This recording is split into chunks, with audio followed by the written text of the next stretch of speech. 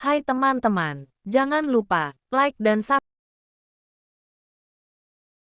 Bab 1. Setitik tinta, setitik takdir. Hujan turun pelan di kota Jingyuan, membasahi jendela studio kaligrafi kecil milik Lin Qian. Gadis berusia 18 tahun yang lebih nyaman berbicara lewat tulisan daripada suara.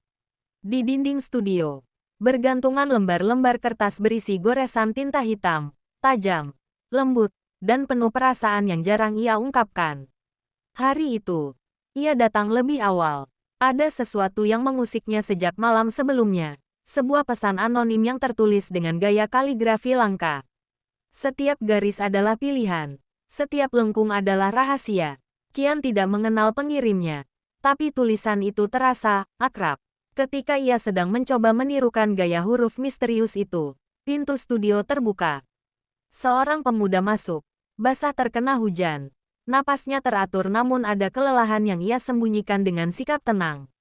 Jiang Rui, siswa baru di akademi, terkenal pendiam, cerdas, dan hampir tidak pernah menunjukkan ekspresi. Tapi ada sesuatu dalam sorot matanya yang membuat Qian berhenti menulis. Maaf mengganggu, katanya. Guru berkata aku bisa meminjam kuas di sini. Qian mengangguk, tapi matanya terpaku pada gelang tipis di pergelangan tangan Rui. Gelang yang terbuat dari benang merah tua. Motif simpul yang sama seperti ukiran kecil di pesan misterius itu. Sebelum Qian sempat bertanya, Rui mendekat ke meja tulisnya. Tatapannya jatuh pada kertas yang berisi tiruan gaya tulisan aneh itu. Dalam sepersekian detik, wajahnya menunjukkan sesuatu.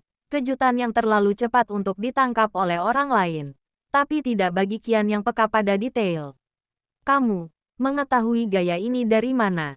Rui bertanya pelan. Qian menelan ludah. Untuk pertama kalinya ia merasa sedang berada di titik awal dari sesuatu yang lebih besar. Misteri, masa lalu, dan mungkin perasaan yang belum punya nama.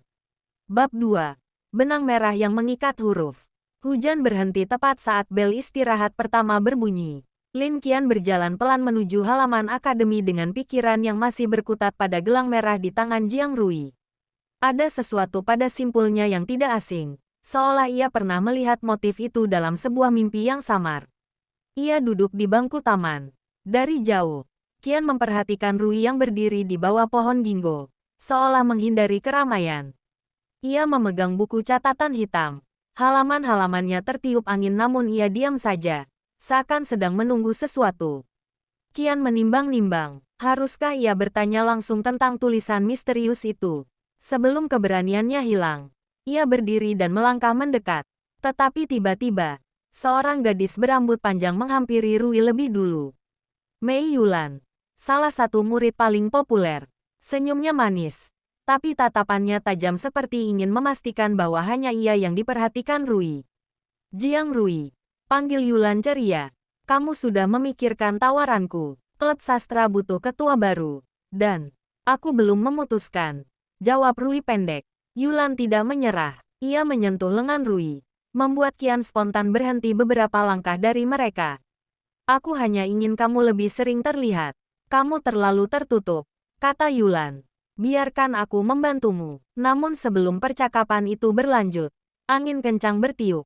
Halaman buku Rui tersobek dan beterbangan. Salah satunya jatuh tepat di kaki Qian. Ia memungutnya. Kertas itu berisi sebuah kalimat.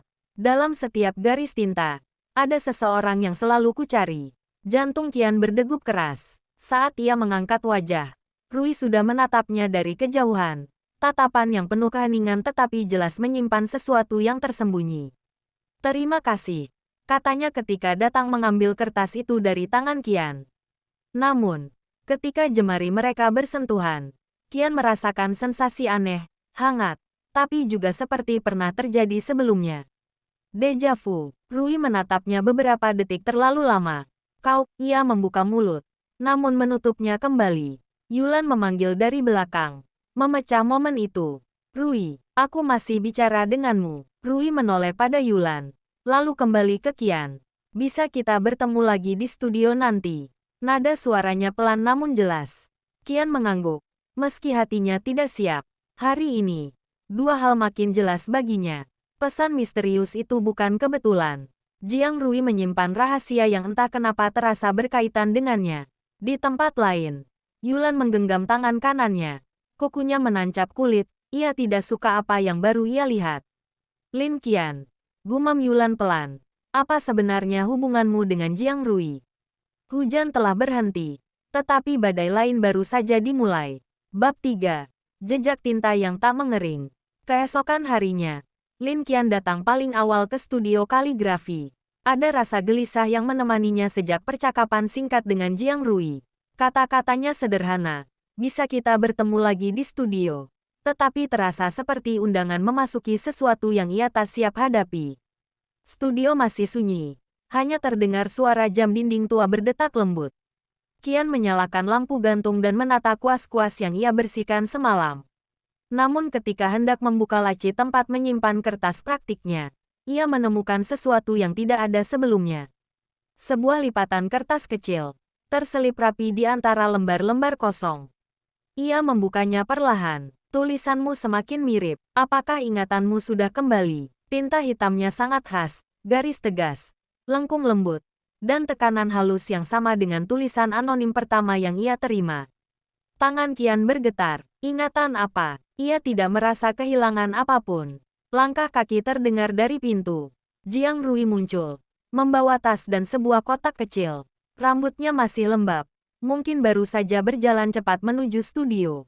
Kau sangat pagi, ujarnya pelan. Qian menutup surat itu refleks dan memasukkannya ke saku. Ya, aku hanya ingin berlatih. Rui memperhatikan wajah Qian beberapa detik, seolah membaca sesuatu yang ia sembunyikan. Namun ia tidak menanyakan apapun. Ia meletakkan kotak kecil itu di meja. Aku membawa ini untukmu. Kuas baru. Kau butuh yang lebih halus untuk gaya tulisan yang sedang kau coba tirukan. Qian membuka kotaknya. Kuas itu indah. Gagangnya terukir motif simpul merah yang mirip dengan gelang Rui. Terima kasih, tapi ini terlalu bagus untukku. Rui menggeleng. Tidak, kau punya bakat yang jarang.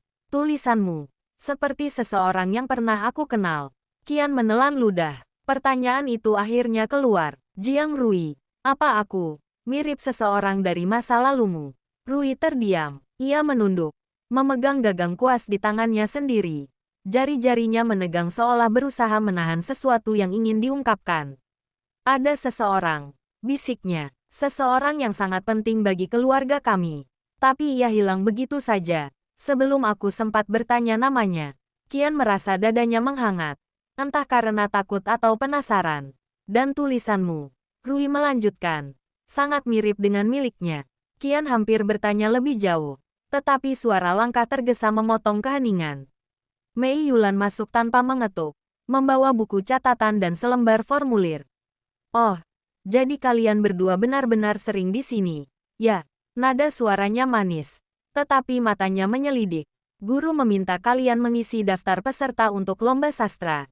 Ia meletakkan kertas itu tepat di tengah meja, lalu menatap Rui. Kau bilang belum memutuskan, Rui. Mungkin, aku bisa membantumu memilih. Qian mundur selangkah, memberi ruang.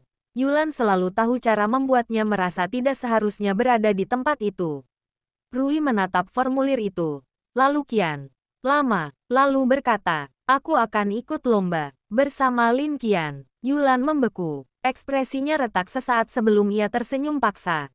Oh, kau, sudah yakin? Ya, Rui mengambil pena dan menuliskan namanya. Lalu mendorong kertas itu ke arah Qian. Tangannya sedikit gemetar. Entah mengapa, Qian mengisi namanya dengan ragu. Ia bahkan belum memutuskan akan menulis apa. Tapi tatapan Rui, tenang namun penuh keyakinan, membuatnya merasa ia tidak boleh mundur. Saat Yulan keluar dengan langkah cepat, Rui mendekat. Mulai hari ini, katanya pelan, bolehkah aku melihat tulisanmu setiap selesai berlatih?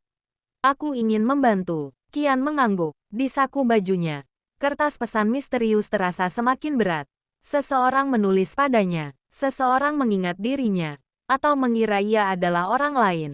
Dan Qian masih belum tahu, apakah yang akan ia temukan di baris-baris tinta itu adalah jawaban, atau luka lama yang seharusnya tetap terkubur. Bab 4. Huruf-huruf yang menguji hati. Sore itu, studio kaligrafi diterangi sinar matahari yang menembus jendela. memantulkan warna keemasan di atas meja kayu. Lin Qian menyiapkan lembaran kertas baru, sementara Jiang Rui berdiri di sampingnya, memperhatikan caranya memegang kuas. Arahkan sedikit ke kiri, katanya lembut.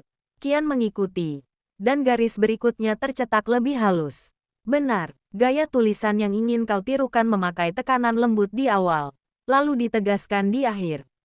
Qian mengangguk, menuliskan karakter demi karakter.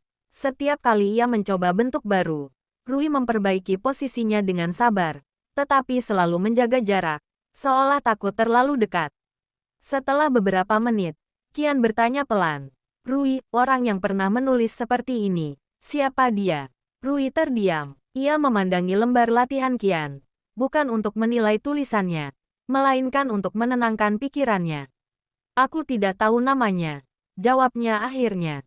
"Ibu yang mengenalnya. Ia tinggal di rumah kami sebentar saat aku masih kecil. Ibu bilang ia anak yang berbakat, tetapi hidupnya tidak mudah." Qian menunduk, ada perasaan aneh di dadanya, seperti ikatan lemah yang mulai menegang. "Dan tulisanmu," lanjut Rui, "memiliki detail yang sama. Garis halus yang bergetar sedikit di akhir, seolah penulisnya menyimpan sesuatu." "Sesuatu seperti apa?" tanya Qian. Rui tersenyum tipis. "Sebuah rahasia." Keduanya terdiam beberapa saat, membiarkan suara kuas mengisi ruang. Menjelang maghrib, langkah terburu-buru terdengar dari luar studio. Pintu terbuka dan Mei Yulan muncul. Napasnya sedikit terengah. "Rui, kamu masih di sini?" katanya sambil melirik Qian cepat. "Guru memanggilmu," katanya penting. Rui mengangguk. "Baik, aku akan kembali." Saat ia pergi, pintu belum sempat menutup sepenuhnya ketika Yulan berdiri di hadapan Qian. "Lin Qian," ucapnya dengan nada datar. "Aku ingin bicara sebentar." Qian menelan ludah, mencoba tetap tenang. "Ada apa?" Yulan menyilangkan tangan. "Kau dan Jiang Rui, sejak kapan begitu dekat?" "Kami hanya berlatih untuk lomba sastra," jawab Qian. "Latihan?" Yulan mengangkat alis. "Atau, kau punya tujuan lain?" Qian mematung. Nada Yulan bukan marah, lebih seperti seseorang yang takut kehilangan sesuatu. "Aku hanya ingin kau berhati-hati," kata Yulan tiba-tiba. Rui bukan orang yang mudah terbuka. Ada alasan kenapa ia menjauh dari banyak orang.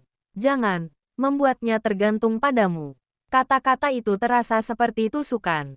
"Aku tidak bermaksud seperti itu," balas Qian. Suaranya lirih. Namun sebelum percakapan bisa berlanjut, Rui kembali dengan ekspresi serius. "Qian," katanya, "guru ingin kita mengumpulkan contoh karya dalam 2 hari. Kita harus mulai besok." Ia menatap Yulan sekilas. "Yulan, terima kasih sudah menyampaikan pesan guru." Yulan tersenyum tipis, lalu keluar tanpa menambahkan apapun. Namun sorot matanya menyimpan kegelisahan. Rui menunggu sampai Yulan pergi sebelum berbicara lagi. "Jangan terlalu menganggap kata-katanya," ujarnya. "Ia hanya khawatir berlebihan." Qian memasukkan kuas ke wadah air sambil menatap pantulan dirinya sendiri. Kalimat Yulan masih bergema. "Jangan membuatnya tergantung padamu." "Kau ingin melanjutkan latihan?" tanya Rui. Qian mengangguk, dan Rui mengambil posisi di sampingnya lagi. Namun kali ini, saat Qian menarik kuas untuk membuat garis panjang, tangannya bergetar sedikit. Rui langsung memegang pergelangan tangannya dari belakang, refleks, untuk menstabilkan garis. Sentuhan itu hanya sebentar, tetapi cukup untuk membuat Qian terdiam. Rui juga diam. Ia segera melepaskan pegangan. Menunduk, wajahnya memerah halus. "Maaf," katanya, refleks. "Tidak apa-apa." Qian membalas cepat. Namun detak jantungnya jelas tidak stabil. Rui tersenyum kecil, lalu berkata pelan, "Kau cepat belajar, mungkin lebih cepat dari yang aku kira." Qian mencoba kembali fokus, tetapi pesan misterius di saku bajunya seolah berdenyut, mengingatkan bahwa latihan ini bukan hanya tentang lomba, melainkan tentang masa lalu yang menunggu untuk ditemukan. Dan tanpa mereka sadari, dari luar jendela, Yulan masih berdiri diam, menatap ke dalam dengan mata yang tak bisa menyembunyikan kecemburuannya. Senja berganti malam, dan garis-garis tinta hari itu menjadi awal dari hubungan yang akan menguji hati mereka masing-masing. Bab 5. Bayangan di antara bisik-bisik. Hari berikutnya, akademi terasa jauh lebih ramai dari biasanya. Lin Qian berjalan menyusuri koridor sambil memeluk buku latihan kaligrafinya. Namun sejak pagi, ia merasakan ada sesuatu yang tidak biasa. Tatapan-tatatan singkat dari beberapa siswa. Bisik-bisik yang berhenti ketika ia lewat. Saat ia membuka pintu kelas, dua siswi yang sedang berbicara langsung terdiam. Dia itu, yang dekat sama Jiang Rui kan? Bisik salah satu. Meski Qian masih bisa mendengarnya. Katanya dia mau jadi pasangan lomba Rui. Pantas Yulan marah. Bisik yang lain. Qian menunduk cepat dan masuk ke tempat duduknya. Ia tidak suka menjadi pusat perhatian. Apalagi dihubungkan dengan hal-hal yang tidak ia mengerti. Bel pelajaran berbunyi. Tak lama, Jiang Rui masuk. Seperti biasa, ia berjalan tenang. Wajahnya datar. Namun begitu ia melihat Qian, langkahnya melambat sedikit. Pagi, ucapnya singkat. Pagi, jawab Qian, mencoba tersenyum. Tetapi beberapa siswa mengamati mereka, membuat Qian merasa tidak nyaman. Rui menyadarinya. Jangan pedulikan, katanya pelan. Rumor akan hilang sendiri. Tapi Qian tahu betul, rumor hanya hilang bila ada rumor lain yang lebih menarik. Ketika jam istirahat tiba, Qian menuju studio.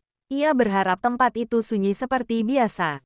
Namun saat membuka pintu, ruangan ternyata sudah diisi oleh seseorang.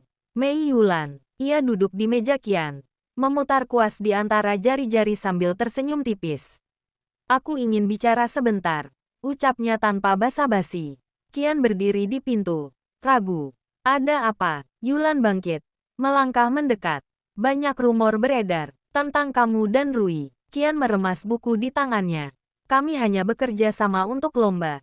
Benarkah? Yulan mengangkat alis. Atau kau ingin sesuatu lebih dari itu? Nada Yulan tidak marah, tetapi dingin. Seperti seseorang yang sedang menjaga sesuatu yang ia anggap miliknya. Aku tidak. Dengarkan. Yulan memotong. Rui sudah cukup sering terluka karena masa lalunya. Ia butuh stabilitas. Orang yang mengerti batas. Aku hanya ingin memastikan kau tidak membuatnya bingung. Qian terdiam. Bukan karena takut, tetapi karena kebingungan. Mengapa Yulan berbicara seolah ia tahu begitu banyak? Apa yang kau maksud? Terluka? Tanya Qian hati-hati. Yulan memalingkan wajah. Itu bukan urusanmu. Kalau begitu, mengapa kau memperingatkanku? Yulan menatap Qian lagi. Tatapan yang rumit.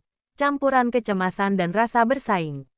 Karena Rui orang penting bagiku. Jawabnya akhirnya. Dan aku tidak ingin seseorang yang tidak memahami dirinya membuatnya salah mengambil langkah. Kalimat itu menusuk. Tidak dengan kejam, tapi dengan jujur. Qian ingin mengatakan bahwa ia tidak berniat menyakiti siapapun. Tapi sebelum ia bisa berbicara, pintu studio terbuka lagi. Jiang Rui berdiri di sana. Yulan, tanyanya. Terkejut melihat gadis itu. Kau mencari aku. Yulan tersenyum seketika. Berubah kembali seperti gadis populer yang manis. Tidak, aku hanya memeriksa tempat ini. Guru bilang ada beberapa peralatan yang perlu dicek. Rui mengangguk pelan. Tetapi tatapannya bergerak ke Qian. Qian, kau baik-baik saja. Yulan cepat menyela. Dia baik-baik saja. Kami hanya bicara sebentar. Rui menatap Yulan lebih lama daripada biasanya. Seolah menimbang apakah perlu mempercayai kata-katanya. Namun akhirnya ia hanya berkata, kita harus mulai latihan. Lomba tinggal beberapa hari. Yulan menatap keduanya. Lalu mengambil tasnya. Sampai nanti. Katanya dengan senyum yang sulit ditebak. Begitu Yulan pergi, Qian menurunkan pandangan. Rui memperhatikan raut wajahnya. Dia mengatakan sesuatu padamu. Tanya Rui. Qian menggigit bibir. Tidak ingin menambah masalah. Tidak, hanya tentang lomba. Rui terlihat tidak sepenuhnya percaya. Tetapi ia tidak memaksa. Baiklah. Katanya lembut. Kita mulai latihan. Saat Qian mulai menulis, tangannya sedikit gemetar. Ia berusaha fokus, tetapi pikiran tentang Yulan, rumor, dan masa lalu Rui yang disebut-sebut itu berputar di kepalanya. Rui berdiri di sampingnya, melihat garis tinta yang sedikit berantakan. Kau tampak tidak tenang hari ini, katanya pelan. Qian berhenti menulis. Aku hanya takut membuat masalah. Rui mengerutkan kening. Kau tidak membuat masalah, dan kau tidak sendirian. Qian menatapnya. Ada ketulusan di sana. Bukan ketergantungan. Bukan perasaan berlebihan. Hanya ketenangan yang membuat Qian bisa bernapas lebih mudah. Fokus pada tulisannya, kata Rui lagi. Sisanya biar aku yang urus. Dan untuk pertama kalinya sejak pagi itu, Qian merasa sedikit lega. Namun saat ia melanjutkan menulis, sebuah pikiran terlintas. Jika Yulan benar, maka masa lalu Rui bukan hanya misteri untuk diselesaikan. Ia juga peringatan akan luka yang mungkin belum sembuh. Dan Qian belum tahu apakah dirinya siap terlibat sedalam itu. Bab 6. Ketika tinta dan hujan bertemu. Hujan turun lebih deras dari biasanya sore itu. Angin menamparkan jendela perpustakaan, membuat lampu-lampu tua berkedip pelan. Lin Qian duduk di sudut ruangan, mempelajari buku kaligrafi antik yang dipinjamnya untuk lomba. Sesekali, ia melirik pintu. Rui seharusnya sudah datang. Mereka sepakat bertemu untuk menyelesaikan contoh tulisan terakhir yang harus dikumpulkan besok. Semakin lama menunggu, Qian makin gelisah. Saat ia hendak merapikan buku, suara pintu terbuka disertai langkah cepat. Jiang Rui masuk, basah kuyup, rambut menempel di keningnya. Kau kehujanan, tanya Qian kaget. Tadi harus menemui guru lebih lama dari rencana, jawab Rui sambil mengatur napas. Maaf membuatmu menunggu. Ia menaruh tasnya, lalu mengambil buku yang Qian buka. Kau sudah sampai halaman ini? Tanyanya. Nada suaranya terkesan ingin membahas latihan seperti biasa. Namun baru 2 menit mereka berlatih. Qian melihat sesuatu yang aneh. Tangan Rui gemetar. Rui, kau baik-baik saja. Aku tidak apa-apa. Ia mencoba tersenyum. Tapi wajahnya pucat. Hanya sedikit pusing. Saat ia membungkuk untuk memperlihatkan teknik goresan, tubuhnya goyah. Rui, Qian bergerak cepat, memegang lengannya tepat sebelum ia jatuh ke meja. Kuas di tangannya terlepas, meninggalkan noda tinta di kemejanya. Rui menutup mata, bernapas pendek-pendek. Aku, baik, katanya. Tetapi suaranya hampir tidak terdengar. Tidak, kau tidak baik. Qian menurunkannya ke kursi. Ia meraih tisu untuk menghapus tinta di tangan Rui. Tetapi lebih khawatir pada keringat dingin yang muncul di tengkuk pemuda itu. Ini sering terjadi, tanya Qian pelan. Rui tidak menjawab segera. Ia menunduk, lalu berkata lirih. Sejak kecil, aku kadang pingsan kalau terlalu lelah. Dokter bilang itu efek trauma lama. Qian tertegun. Trauma? Yang Yulan maksud? Tanyanya hati-hati. Rui menutup mata. Aku tidak suka membahasnya. Qian hampir meminta maaf. Namun Rui membuka mata kembali dan menatapnya. Tapi, kau berbeda, katanya. Entah kenapa, berlatih denganmu membuatku merasa lebih tenang. Qian merasakan wajahnya memanas. Bukan karena kata-kata itu romantis. Tapi karena kejujuran Rui terasa rapuh. Dan ia tidak pernah melihat Rui selemah ini. Kalau kau tidak enak badan, kita berhenti dulu, kata Qian mantap. Rui menggeleng. Tidak. Masih ada satu huruf lagi yang harus kita sempurnakan. Tidak hari ini. Aku tidak mau kau memaksakan diri. Qian berdiri dan meraih tas Rui. Ayo, aku antar kau ke ruang kesehatan. Namun ketika ia mengambil tas itu, sebuah benda kecil jatuh dari kantong samping. Sebuah kotak hitam tipis, seperti tempat menyimpan kalung atau jimat. Qian tanpa sengaja melihat isi kotak saat benda itu terbuka setelah jatuh ke lantai. Di dalamnya, sebuah potongan tali merah, sama persis dengan gelang yang Rui pakai. Tapi yang ini terbakar sedikit di ujungnya, seolah pernah terkena api. Qian memungutnya perlahan. Ini, apa? Rui terlihat panik sepersekian detik sebelum ia menutup kotak itu cepat. Itu, bukan sesuatu yang penting, katanya sambil berdiri, meski tubuhnya masih goyah. Itu bekas terbakar, kata Qian pelan. Apakah itu dari masa lalu yang kau bilang menyakitkan itu? Rui terdiam lama, sangat lama, hingga akhirnya ia berkata dengan suara yang hampir tidak Qian kenali. Benda itu milik seseorang yang hilang dari hidupku. Ia menatap Qian, seseorang yang, sampai sekarang tidak pernah bisa kulupakan. Hujan di luar semakin deras, seolah ikut menegaskan ketegangan dalam kata-kata itu. Qian menahan napas. Rui, ia ingin bertanya lebih banyak. Siapa orang itu? Apa hubungannya dengan tali merah ini? Mengapa tulisannya mirip dengan tulisan Qian? Namun saat itu, suara dari luar perpustakaan terdengar. Rui, kau ada di sini. Itu suara Yulan, gelisah. seperti mencari seseorang yang sangat penting baginya. Rui menarik napas panjang. Kita bicara nanti. Ketika Yulan memasuki perpustakaan, ekspresinya langsung berubah melihat kondisi Rui. Rui, kau pucat sekali. Apa yang terjadi? Qian mundur sedikit, memberi ruang. Rui mengatur napas dan berkata, aku hanya lelah. Qian menolongku. Yulan menatap Qian dengan tatapan campuran lega dan khawatir yang tidak ia sembunyikan. Aku antar dia ke ruang kesehatan, kata Qian cepat. Tidak perlu, potong Yulan. Biar aku. Qian terdiam. Ada bagian dari dirinya yang ingin ikut memastikan Rui baik-baik saja. Tapi ia juga tahu, Yulan dan Rui punya hubungan dan masa lalu yang belum ia pahami sepenuhnya. Aku bisa jalan sendiri, kata Rui akhirnya. Tapi kalian, jangan bertengkar karena aku. Yulan membantu memapahnya keluar ruangan. Saat Rui melewati Qian, ia berhenti 1 detik. Terima kasih, Qian, ucapnya pelan.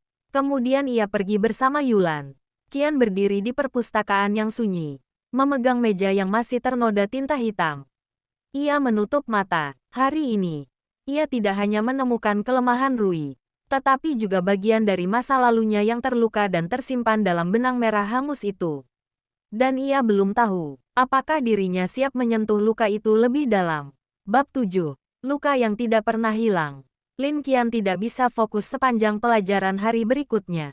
Pikiran tentang kejadian di perpustakaan terus menghantuinya. Tatapan pucat Rui, kotak hitam dengan tali merah hangus, dan kata-kata yang diucapkannya dengan suara hampir retak. Seseorang yang tidak pernah bisa kulupakan. Saat bel pulang berbunyi, Qian langsung menuju ruang kesehatan. Ia ingin memastikan keadaan Rui, meski ia ragu apakah kehadirannya di sana diperlukan. Ruangan itu sepi ketika Qian membuka pintu sedikit. Namun ia segera melihat seseorang duduk di ranjang dekat jendela. Jiang Rui. Ia memegang gelas air. Wajahnya jauh lebih tenang daripada kemarin. Tapi saat Rui mencoba bangkit untuk mengambil sesuatu, bajunya tersingkap sedikit. Dan Qian melihatnya. Sebuah jejak luka memanjang di pergelangan tangan kiri Rui. Tipis, seperti bekas terbakar, dengan pola simpul samar yang sangat mirip dengan motif gelang merahnya. Qian membeku. Motif itu sama seperti tali merah hangus yang ia lihat di kotak hitam. Dan, sama seperti bentuk garis tertentu di tulisan misterius yang ia terima. Rui menyadari Qian berdiri di pintu. Oh, Qian. Ia segera menarik lengan bajunya turun, menyembunyikan bekas luka itu. Aku hanya ingin memastikan kau baik-baik saja, kata Qian pelan. Rui tersenyum tipis. Aku lebih baik sekarang. Terima kasih sudah menolongku kemarin. Ada jeda hening. Qian ingin bertanya tentang luka itu, tentang tali merah, tentang trauma yang membuat Rui pingsan. Tapi ia juga tahu pertanyaan itu bukan hal ringan.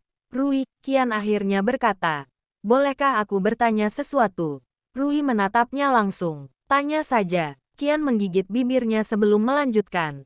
Luka di pergelangan tanganmu. Apakah itu ada hubungannya dengan tali merah di kotakmu? Rui terdiam. Sangat lama. Hanya suara detak jam dinding ruangan kesehatan yang terdengar. Akhirnya, Rui menghembuskan napas pelan. Kau melihatnya? Ya, Qian mengangguk pelan. Rui menatap jendela, seolah sedang memilih kata-kata. Saat aku kecil, rumah kami pernah kebakaran kecil, katanya perlahan. Aku dan seseorang terjebak di ruangan belakang. Qian menahan napas. Api tidak besar, lanjut Rui, tapi cukup untuk meninggalkan luka. Tali merah itu, milik orang yang bersama aku waktu itu. Qian menggenggam buku latihan di tangannya kuat-kuat. Siapa orang itu? Tanyanya dengan hati-hati. Rui menggeleng. Aku tidak tahu namanya, tidak jelas ingat wajahnya. Tapi aku ingat ia memakai tali merah yang sama. Dan ia menulis dengan gaya yang mirip tulisanmu. Qian merasa dada dan tengkuknya dingin bersamaan. Perasaan seperti sesuatu yang terkunci dalam ingatan, berusaha muncul. Tapi yang paling aku ingat, Rui menambahkan, orang itu menarik tanganku saat api mendekat. Dia menyelamatkanku. Qian menatap ke arah pergelangan tangan Rui, yang ditutup bajunya. Dan luka itu terjadi ketika kau berusaha menariknya keluar. Bisik Qian. Rui terdiam, lalu mengangguk pelan. Hening kembali menyelimuti ruangan. Qian merasakan sesak halus, bukan karena takut, tetapi karena rasa tak dikenal yang menggantung antara masa lalu dan masa kini. Qian, kata Rui akhirnya, mengapa kau sangat tertarik pada tali merah itu? Qian menunduk dan merogoh saku bajunya. Ia mengeluarkan surat misterius yang ia temukan di studio beberapa hari lalu. Aku juga menerima pesan dari seseorang, katanya, dengan tulisan yang sangat mirip dengan gaya yang kau ceritakan. Rui terkejut. Ia mengambil kertas itu dengan hati-hati seolah takut merusaknya. Begitu ia melihat hurufnya, matanya membesar. Ini, suara Rui hampir berbisik. Inilah gaya tulisan yang aku ingat. Qian merasakan jantungnya berdebar. Menurutmu, siapa yang menulisnya? Tanya Qian. Rui menatap huruf-huruf tinta itu dalam-dalam. Aku tidak tahu, katanya perlahan. Tapi jika orang itu masih hidup, berarti masa lalu itu belum selesai. Qian menahan napas. Andai, lanjut Rui, andai kau adalah orang yang bersamaku waktu itu, aku ingin tahu. Qian menelan ludah. Aku tidak ingat pernah mengalami apapun seperti itu. Balas Qian jujur. Rui tersenyum kecil. Tidak memaksa. Aku tidak bilang itu pasti kau. Tapi, entah kenapa, aku merasa tulisanmu dan surat ini tidak bisa dianggap kebetulan. Ketika Qian hendak menjawab, pintu ruang kesehatan terbuka. Mei Yulan muncul, membawa tas dan handuk kecil. Ekspresinya melembut melihat Rui, tetapi berubah tegang saat melihat Qian. Qian, ucapnya pelan. Kau, di sini. Qian mundur selangkah, merasa tidak ingin memperburuk situasi. Aku hanya mengantar sesuatu, katanya sambil memberi hormat kecil. Ia bergegas keluar sebelum Yulan bisa berkata apapun. Saat menutup pintu, ia mendengar suara Yulan yang lirih. Rui, apa Qian mengganggumu lagi? Qian menunduk, bukan karena sedih, tetapi karena ia sadar. Semakin dalam ia mengetahui masa lalu Rui, semakin banyak konflik yang harus ia hadapi. Dan anehnya, ia tidak ingin mundur. Karena untuk pertama kalinya, ia merasa tali merah takdir itu mungkin juga terikat padanya. Bab 8. Bayangan yang terbakar dalam ingatan. Malam itu, Lin Qian pulang lebih cepat dari biasanya. Namun sesampainya di kamar, ia merasa gelisah. Kata-kata Jiang Rui di ruang kesehatan terus terulang di kepalanya. Tulisan ini, sama seperti yang kuingat dari orang yang menyelamatkanku. Qian duduk di tepi ranjang, menatap surat misterius di tangannya. Semakin lama ia menatapnya, semakin aneh perasaan yang menghantuinya. Perasaan seperti deja vu yang tidak menyenangkan. Ia akhirnya berbaring, menarik selimut, dan memejamkan mata. Namun yang datang bukanlah tidur yang tenang. Pada awalnya hanya kegelapan. Lalu, perlahan, cahaya jingga muncul, berkedip, bergetar. Api. Lin Qian kecil berdiri di sebuah ruangan sempit. Perabot kayu sudah mulai terbakar. Asap memenuhi udara. Suara retakan kayu terdengar dari segala arah. Qian kecil menutup mulutnya dengan tangan. Terbatuk keras. Tolong, ada orang. Teriakan itu keluar tanpa ia sadari. Lalu sebuah tangan kecil lain meraih tangannya. Seorang anak laki-laki, sekitar seusianya, memegangnya erat. Wajahnya samar oleh asap dan cahaya api. Tetapi Qian bisa melihat matanya yang bening dan ketakutan. Anak itu memakai gelang tali merah di pergelangan tangan kirinya. Suara ledakan kecil terdengar ketika rak kayu di belakang runtuh. Anak itu menarik Qian lebih kuat. Ikut aku. Tapi Qian kecil tersandung. Tangannya tergores sesuatu yang panas. Sangat panas, hingga ia ingin menjerit. Namun anak bertali merah itu menunduk. Menahan sakit sambil tetap menggenggam tangan Qian. Di tengah kekacauan itu, Qian melihatnya jelas untuk sesaat. Kulit pergelangan tangan kiri anak itu ikut terbakar oleh tali merah yang dipakainya. Dan, mata itu, mata bening yang sama seperti.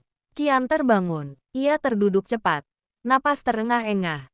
Tubuhnya basah oleh keringat dingin. Ia menyentuh dadanya. Jantungnya berdegup sangat cepat. Anak itu, bisiknya, matanya. Ia mencoba mengingat wajahnya dengan jelas. Tetapi bayangan asap membuat semuanya kabur. Namun satu hal tidak. Gelang merah itu, dan suara anak itu. Suara yang terdengar mirip sekali dengan suara Rui waktu kecil, jika ia membayangkannya.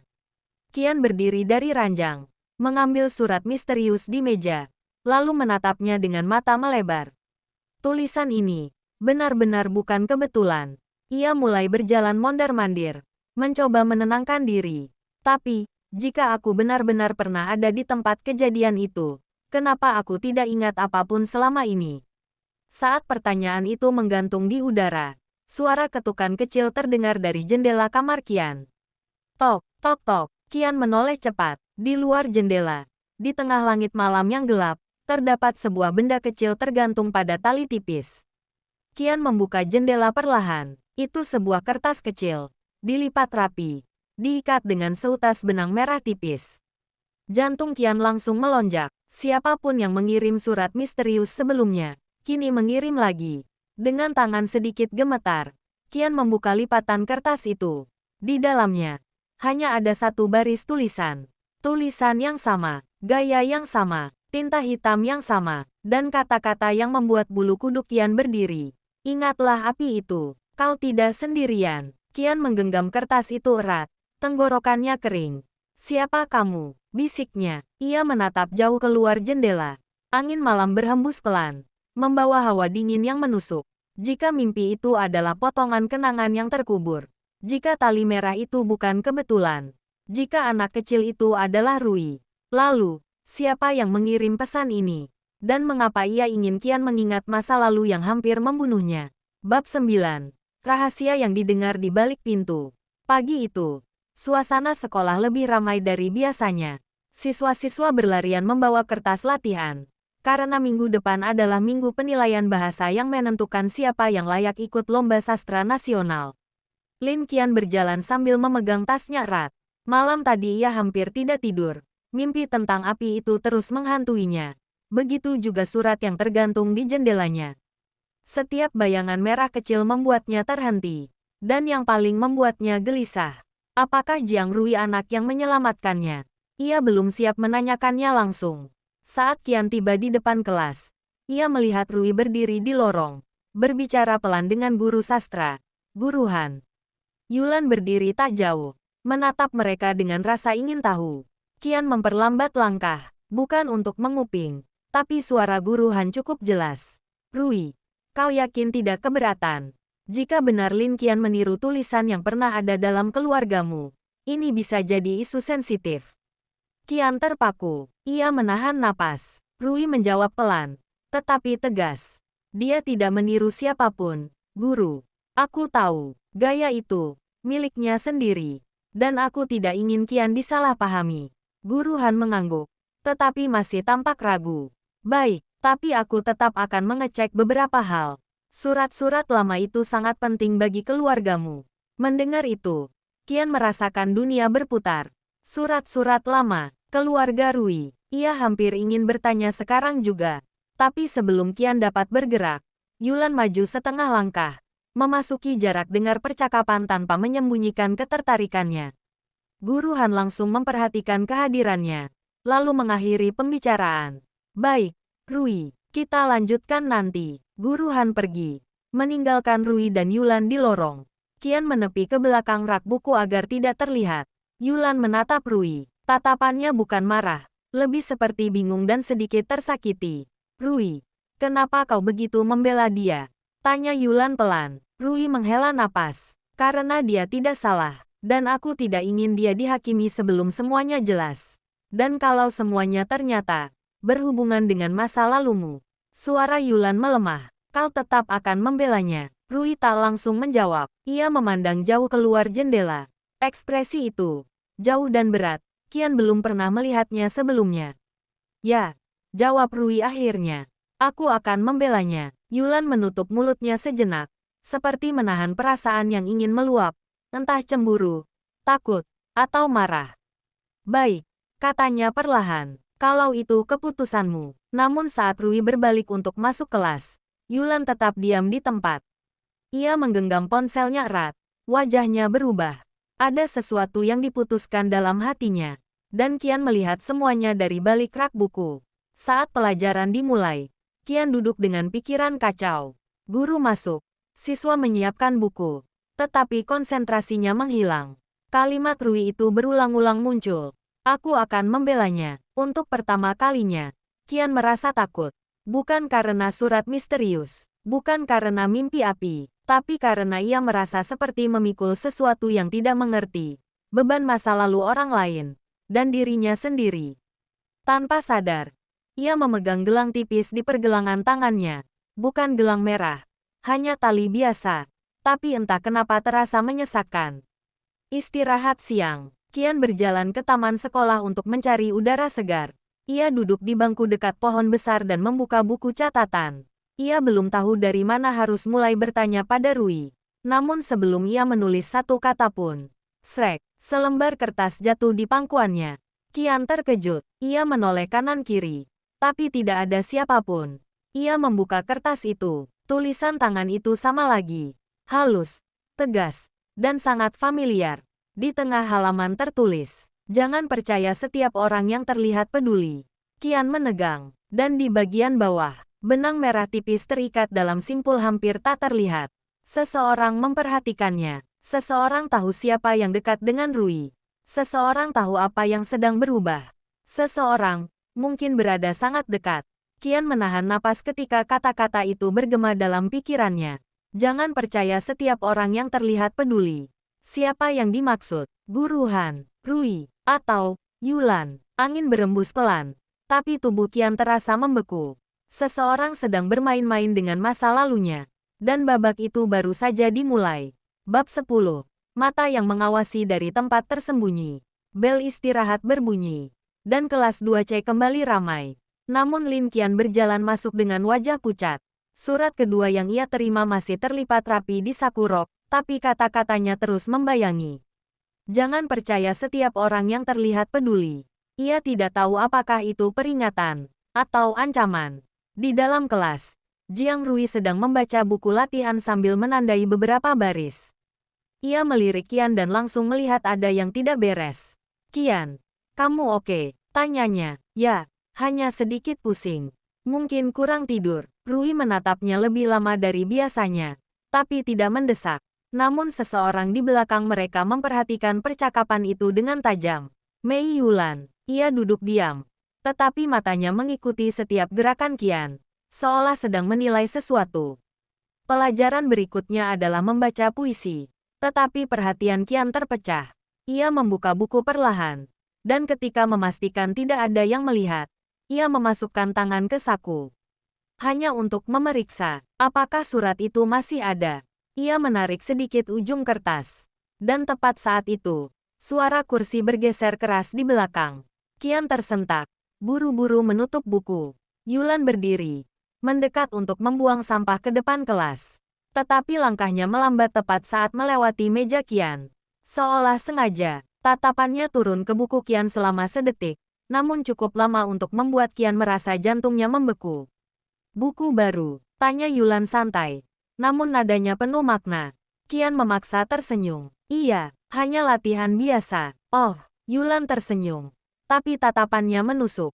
"Latihan yang membutuhkan surat-surat kecil juga."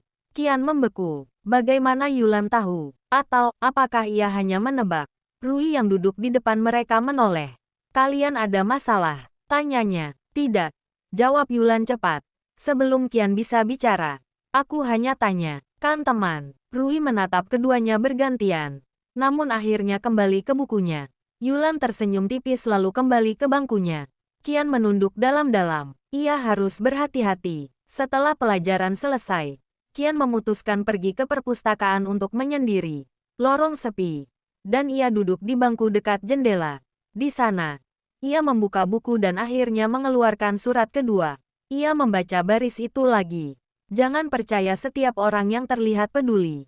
Ia memandang keluar jendela, mencoba menganalisis setiap kata. Siapa pengirimnya? Apa motivasinya? Dan apa hubungannya dengan kebakaran masa kecilnya? Namun baru 2 menit ia merenung. Suara langkah perlahan mendekat. Qian menutup surat itu buru-buru dan memasukkannya ke dalam buku catatan. "Qian." Ia hampir melompat dari tempat duduk. Ternyata Yulan. Ia berdiri di ambang rak buku. Wajahnya tampak netral, tetapi matanya memperhatikan tumpukan buku di meja Qian. "Kamu sering ke sini akhir-akhir ini?" kata Yulan. "Sendirian?" "Ya, aku sedang mencoba fokus." Yulan berjalan mendekat, Langkahnya tenang namun terukur. Ia menepuk permukaan meja, tepat di dekat buku catatan Qian. Kamu tidak menyembunyikan sesuatu dariku, kan? Nada itu lembut, tapi jelas tidak bersahabat. Qian menegang. Maksudmu apa? Yulan tidak langsung menjawab. Ia menatap ke arah jendela, seolah sedang memikirkan kata-kata yang tepat. Kau tahu kan, aku sudah lama berteman dengan Rui, katanya pelan. Aku hanya tidak ingin ada hal yang membuatnya terlibat dalam masalah. Qian menahan napas. Aku tidak menyeret siapapun dalam masalah.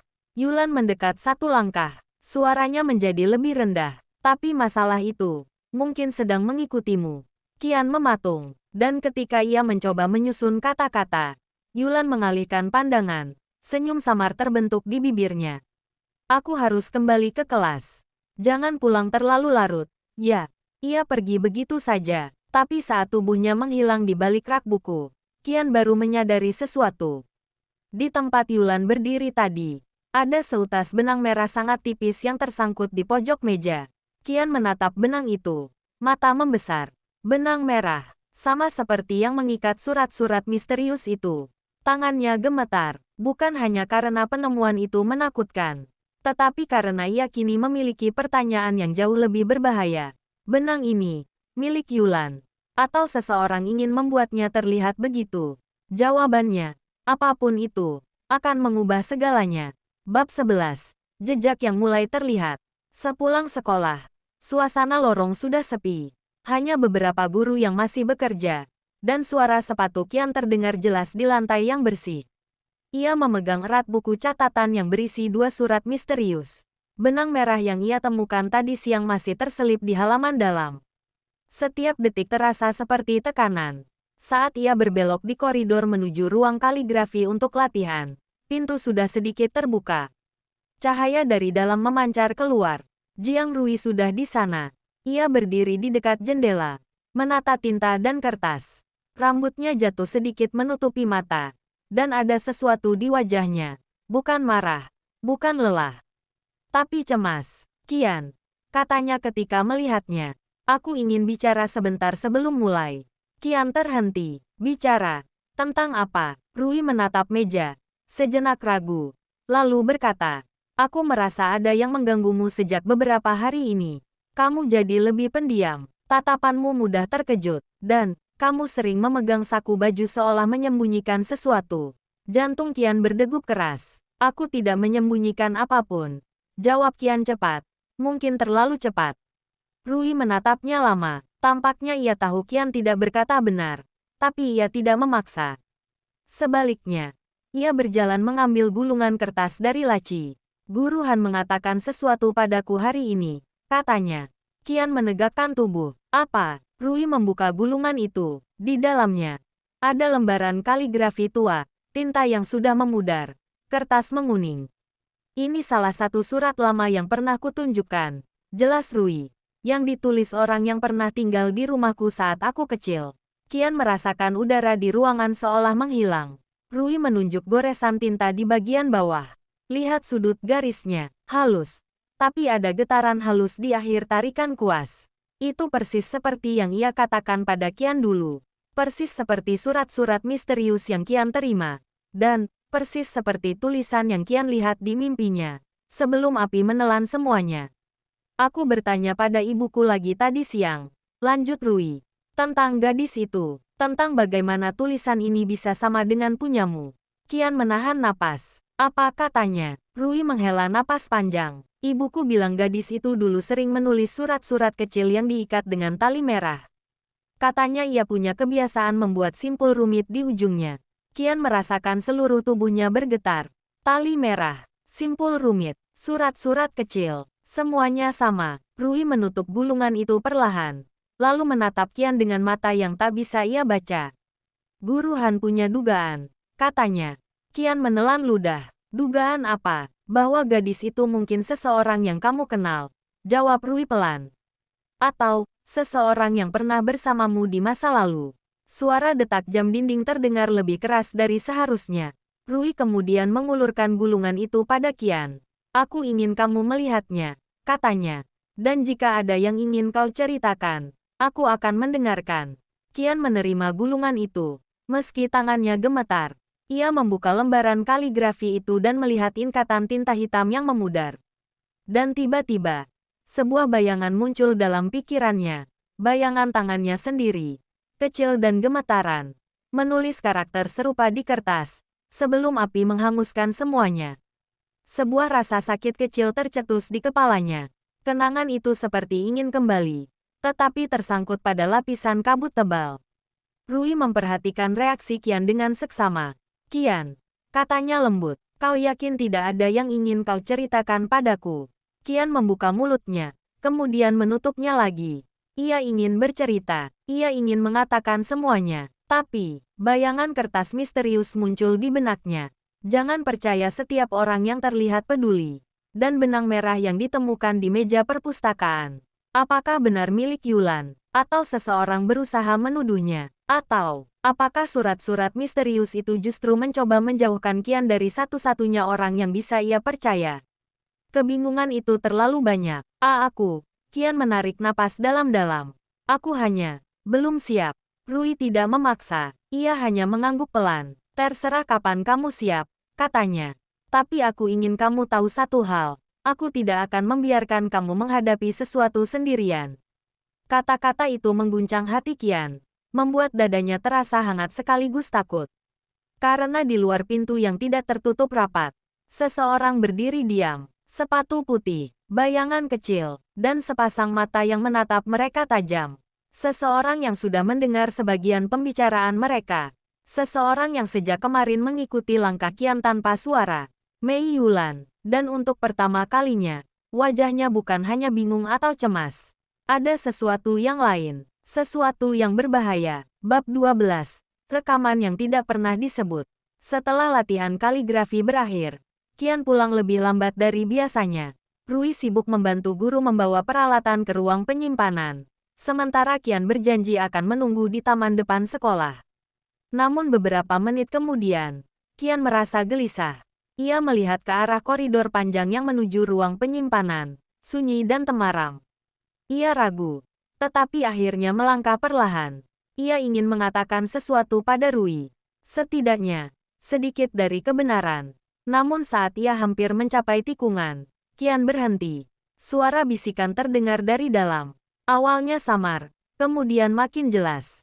Suara Yulan, dan suara guruhan. Qian mendekat tanpa suara, berdiri di belakang tumpukan kardus di sisi koridor. "Aku serius, guru. Ada sesuatu yang tidak beres dengan Lin Qian." Wajah Qian menegang. Guruhan terdengar menghela napas. "Yulan, ini bukan urusanmu. Jangan membuat asumsi tanpa bukti." "Tapi aku punya bukti," balas Yulan cepat. "Aku melihatnya menerima sesuatu, dan dia selalu menyembunyikan kertas kecil itu." Qian memegang dada. Dia tahu. Guruhan menjawab lebih hati-hati. "Surat, dari siapa? Aku tidak tahu," kata Yulan. Tapi, seseorang terus memperhatikan Qian. Dan menurutku itu bukan hal baik. Ada jeda. Suara sesuatu dipindahkan, mungkin tumpukan berkas. Lalu guruhan berkata dengan nada rendah, "Yulan, kau tidak boleh sembarangan menarik kesimpulan. Kamu bahkan tidak tahu hubungan Qian dengan kejadian itu." "Kejadian itu?" Qian menegang. Apa yang guruhan maksud? Yulan tampak kebingungan. "Kejadian? Apa?" Guruhan terdiam lama, hingga akhirnya ia berkata pelan. "Ada arsip lama di kantor sekolah tentang insiden kebakaran. Tapi itu sudah sangat lama." Dan Qian membeku. "Kebakaran?" Yulan langsung bergerak. Terdengar gesekan cepat di lantai. "Kebakaran yang mana? Apa itu ada hubungannya dengan Rui?" Suara guruhan berubah tegas. "Tidak, jangan selidiki itu. Arsip itu tidak boleh dibuka tanpa izin." Yulan tampak tersinggung. Tapi ia merendahkan suara. "Guru, kalau itu bisa membahayakan Rui, aku tidak akan diam." Ada suara langkah menjauh. Guruhan pergi. Yulan berdiri sendiri beberapa detik, lalu menghela napas panjang, berat, hampir seperti menahan frustasi. Sebelum ia berbalik arah, Qian langsung menepi di balik lemari piala, memaksakan dirinya tidak membuat suara sekecil apapun. Yulan berjalan melewati lorong, wajahnya penuh tekad. Tapi di balik tatapan itu ada sesuatu yang lain. Ketakutan, bukan takut pada Qian, Bukan takut pada guru, melainkan takut pada kebenaran yang ia belum mengerti. Setelah Yulan pergi, Qian keluar perlahan. Kakinya hampir tidak stabil. Kejadian, kebakaran, arsip lama. Ia menyentuh pergelangan tangannya. Rasa panas samar dari mimpinya seolah muncul kembali. Kilasan cahaya jingga, suara kayu runtuh, dan teriakan kecil yang terdengar begitu nyata. Ia menggeleng keras. Aku tidak mungkin terlibat. Namun kata-katanya sendiri terdengar goyah. Tiba-tiba langkah cepat terdengar dari ujung lorong. Rui, ia membawa 2 botol air dan menoleh ketika melihat Qian berdiri kaku. Qian, kenapa kamu di sini? Kamu terlihat pucat. Qian menatapnya. Ingin menjawab, ingin jujur, ingin mengatakan bahwa ia mungkin pernah berada di tempat yang sama dengannya saat kebakaran itu. Tetapi kata-kata dari surat misterius menghantam pikirannya lagi. Jangan percaya setiap orang yang terlihat peduli. Dan wajah Yulan, ketakutan, tidak mengerti, tapi jelas menyimpan sesuatu, juga muncul. Qian menggigit bibir. Aku hanya tersesat, katanya akhirnya. Aku mencari udara segar. Rui tidak sepenuhnya percaya, tapi ia tidak memaksa. Kalau begitu, ayo kita pulang. Sudah malam. Qian mengangguk, menyembunyikan gemetar di tangannya. Saat mereka berjalan keluar sekolah, Qian merasakan sesuatu. Bukan suara, bukan bayangan, hanya firasat kuat bahwa seseorang sedang memperhatikannya. Ia menoleh cepat, di lantai 2 gedung sekolah. Di balik tirai ruang organisasi siswa. Ada sosok samar berdiri diam. Tidak bergerak, tidak pergi, mengawasi. Benang merah tipis terlihat melambai perlahan di tangan sosok itu sebelum tirai tertutup. Qian menelan ludah. Pengirim surat itu sedang mengikuti setiap langkahnya, dan bab akhir masa lalunya benar-benar sudah mulai terbuka. Bab 13. Arsip yang seharusnya terkunci. Keesokan harinya, sekolah dipenuhi suara bising siswa yang menyiapkan pekan penilaian. Namun bagi Lin Qian, semua itu terdengar jauh. Seperti gema yang tak bisa ia fokuskan. Ia tidak bisa berhenti memikirkan percakapan Yulan dan Guru Han. Ada arsip lama di kantor sekolah tentang insiden kebakaran. Kebakaran, arsip, kejadian itu, kata-kata itu, entah bagaimana, terasa terlalu dekat dengan serpihan mimpi yang terus menghantuinya. Dari belakang kelas, Yulan masuk sambil membawa buku. Ia tampak biasa saja, seolah apa yang ia dengar kemarin bukan hal penting. Tapi Qian memperhatikan gerak matanya. Yulan sedang mengamati Rui, bukan Qian. Seakan ia takut kehilangan seseorang. Di jam istirahat, Qian membuat keputusan yang selama ini ia hindari. Ia akan ke ruang arsip, bukan untuk membuktikan apapun. Hanya untuk tahu siapa dirinya di masa lalu. Ruang arsip berada di dekat kantor guru. Pintunya selalu tertutup dan diberi kaca buram. Biasanya ada staf berjaga. Tapi hari itu pintu terlihat tidak terkunci. Qian memandang sekitar, koridor sepi, dengan napas ditahan. Ia mendorong pintu perlahan, klik. Ruangan itu dingin, dengan tumpukan map coklat tersusun rapi. Cahaya dari lampu putih memantulkan debu tipis di udara. Qian masuk, menutup pintu, dan mencari huruf alfabet. B, C, D. Tangannya berhenti pada rak, kejadian khusus. Ada banyak map lusuh. Tapi satu map menarik perhatian Qian. Insiden gedung lama. Tahun ke-8. Tangan Qian gemetar saat ia menarik map itu keluar. Ia membuka halaman pertama. Di situ ada laporan singkat. Insiden kebakaran terjadi di ruang penyimpanan lama. 2 anak ditemukan dan berhasil dievakuasi dengan luka ringan. Qian menegakkan tubuh. 2 anak. Jantungnya mulai berdebar. Ia membuka halaman berikutnya. Ada diagram kasar tempat kejadian. Beberapa catatan saksi, dan puis. Di halaman samping, sebuah daftar nama. 1. Anak laki-laki, tidak diketahui identitas, ditemukan dengan gelang tali merah. 2. Anak perempuan, identitas belum dipastikan. Catatan, kemungkinan korban mengalami shock. Qian hampir menjatuhkan kertas itu. Anak laki-laki dengan gelang merah. Anak perempuan yang sulit diidentifikasi. Kilasan mimpi. Tangan kecil yang memegangnya erat. Gelang merah yang terbakar. Suara anak laki-laki itu, yang mirip dengan Rui. Jadi benar, bisik Qian. Mimpi itu bukan sekadar mimpi. Itu memori, dan Qian adalah salah satu dari anak yang selamat. Ia menggulung napas panjang, tetapi matanya belum siap saat membuka halaman terakhir. Sebuah kertas terlipat terselip di dalam map. Tidak formal, lebih seperti catatan pribadi. Qian membukanya perlahan. Tulisan itu rapi, tegas, mirip surat misterius yang ia terima. Korban perempuan menyimpan kemampuan menulis yang unik. Pola tulisan cocok dengan surat-surat lama milik keluarga Jiang. Qian membeku. Pola tulisan, surat-surat keluarga Jiang. Jika pola itu cocok, apakah itu berarti ia pernah menulis surat untuk keluarga Rui saat ia masih kecil? Tapi kenapa, dalam ketegangan itu, suara langkah cepat terdengar di luar ruangan. Qian buru-buru menutup map, menaruhnya kembali, dan menahan napas. Pintu arsip terbuka pelan. Siapa di dalam? Suara itu lembut, tapi jelas. Qian tertegun. Mei Yulan. Ia masuk beberapa langkah, mengamati ruangan seperti mencari seseorang. Qian bersembunyi di balik rak berkas, menahan napas. Yulan berjalan pelan. Sepatu putihnya menggesek lantai. Lin Qian, aku tahu kamu di sini. Suara itu tenang, bukan mengancam. Tapi Qian tidak bergerak. Kalau kamu membaca arsip kebakaran itu, lanjut Yulan, kamu pasti sudah tahu kalau ada anak perempuan yang tidak pernah disebutkan namanya. Qian terdiam, jantung berdebar semakin keras. Dan kalau tebakanmu benar, Yulan mendekat. Langkahnya pelan namun pasti. Itu berarti kamu yang pernah ada di sana bersama Rui. Hening, hanya suara kipas tua yang berputar pelan. Yulan berhenti tepat di samping rak tempat Qian bersembunyi. Ia tidak menoleh. Ia hanya berkata dengan suara yang jauh lebih lembut. Aku tidak tahu apa hubungan kalian dulu. Tapi aku hanya ingin memastikan satu hal. Qian menahan napas. Yulan menggenggam tali tipis di tangannya. Bukan merah.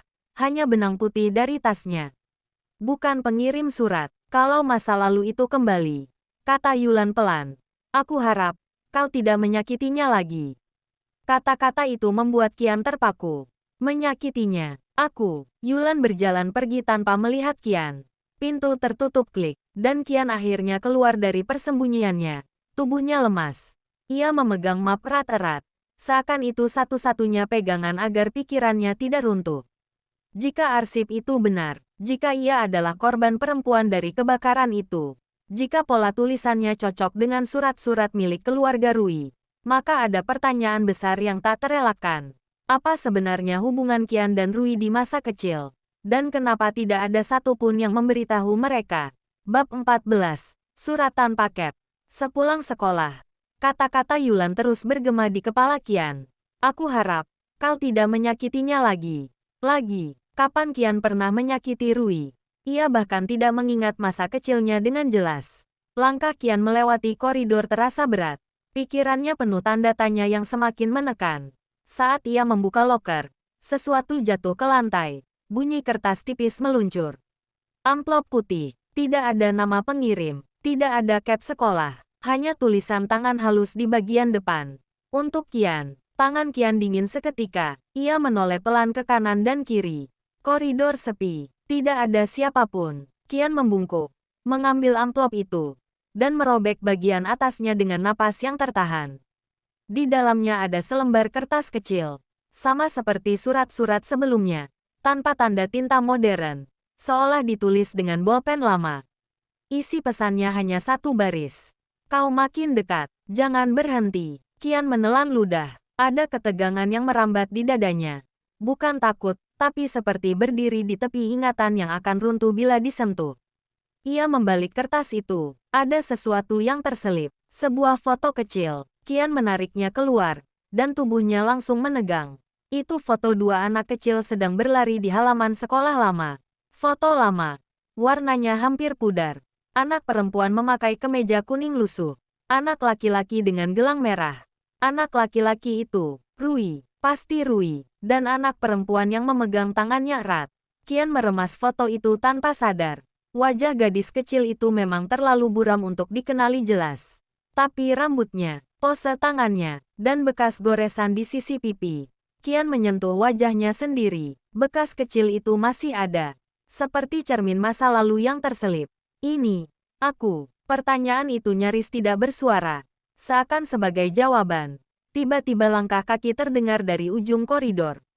Suara sepatu menghentak pelan di lantai. Qian tersentak dan buru-buru memasukkan foto serta surat itu ke dalam saku. Bayangan seseorang muncul di sudut koridor. Rui, ia tampak lelah. Mungkin habis dari latihan. Rambutnya sedikit berantakan. Tas olahraga tergantung di pundak. Apa kamu sudah mau pulang? Tanya Rui tanpa mencurigai apapun. Qian mengangguk kaku. Iya, tadi. Hanya mengambil sesuatu di loker. Rui memperhatikan wajah Qian lebih lama dari biasanya. Seperti melihat ada sesuatu yang berbeda. Kau kelihatan pucat. Tidak apa-apa. Jawab Qian cepat. Rui tidak tampak yakin. Tapi ia tidak memaksa. Ia mengambil botol minum dari tasnya. Hari ini, kau mau pulang bersama? Pertanyaan itu sederhana. Tapi Qian merasa dadanya seperti ditarik kedua arah. Antara masa kini yang aman, dan masa lalu yang kabur. Ia membuka mulut untuk menjawab. Namun sebelum sempat berbicara, seseorang muncul dari arah berlawanan. Suara langkah yang cepat, nafas agak terengah. Mei Yulan. Ia tampak kaget melihat Rui dan Qian berdiri bersama. Oh, kalian masih di sini. Nada suaranya datar.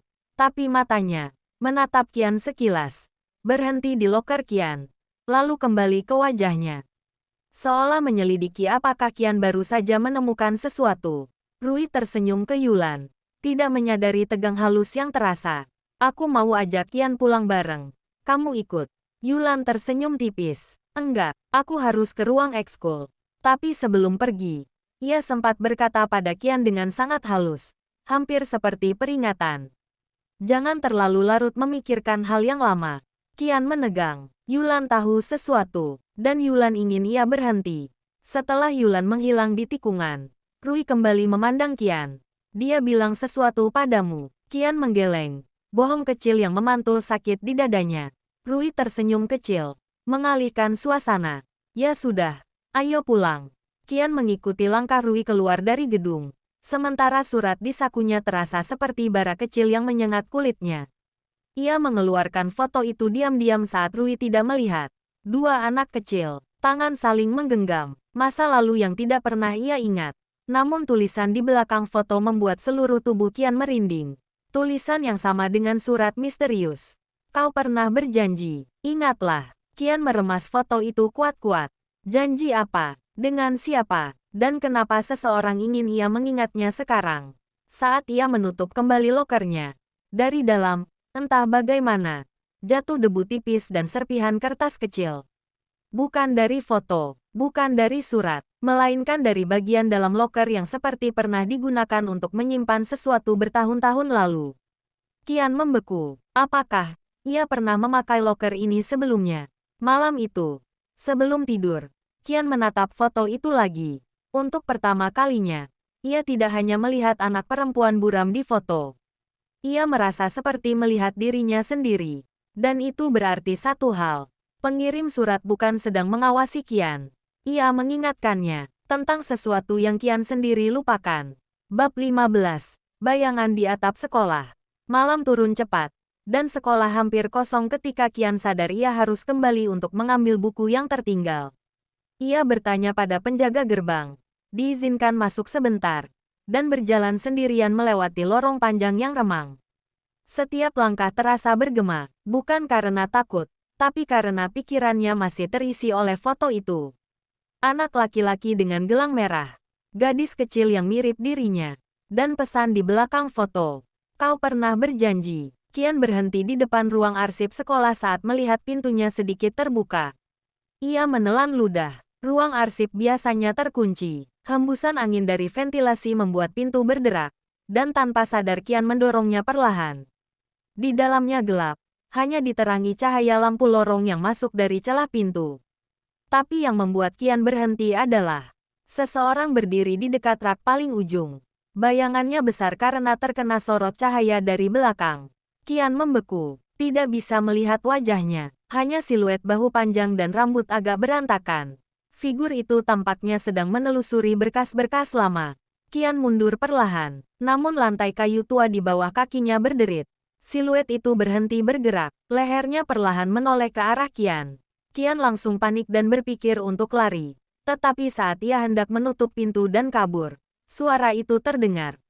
Pelan, tapi jelas. Jangan takut. Qian terhenti. Suara itu. Ia mengenal nada itu, tapi tidak yakin dari siapa. Siapa kamu? Tanya Qian. Suaranya bergetar sedikit. Siluet itu mendekat satu langkah. Tidak mengancam, tapi membuat Qian mundur ke dinding. Aku bukan musuh, kata suara itu. Aku hanya seseorang yang tahu kau akan kembali. Kata-kata itu membuat bulu kuduk Qian meremang. Siluet itu hendak melangkah ke cahaya. Dan Qian menahan napas, namun tiba-tiba langkah kaki lain terdengar dari lorong. Lin Qian, sebuah suara lain, lebih familiar, lebih normal. Qian menoleh cepat. Rui berdiri di pintu, menyalakan lampu ruangan. Cahaya terang menyapu ruang arsip. Qian langsung melihat ke arah tempat bayangan itu tadi. Kosong, rak-rak arsip berdiri biasa. Tidak ada siapapun. Rui, bagaimana kau ada di sini?